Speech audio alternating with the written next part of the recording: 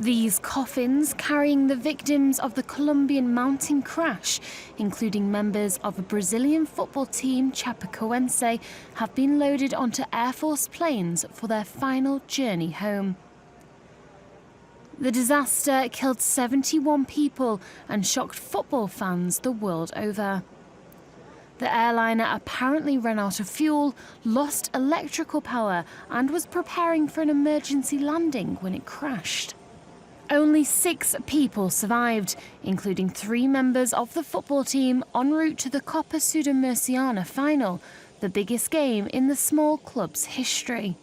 A convoy carrying the 64 deceased made its way to Rio Negro Airport, where coffins were accompanied onto planes by a military guard.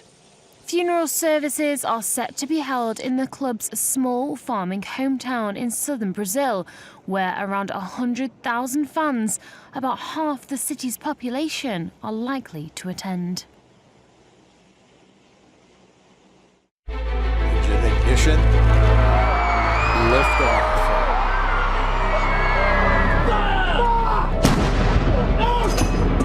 If you don't represent women in politics,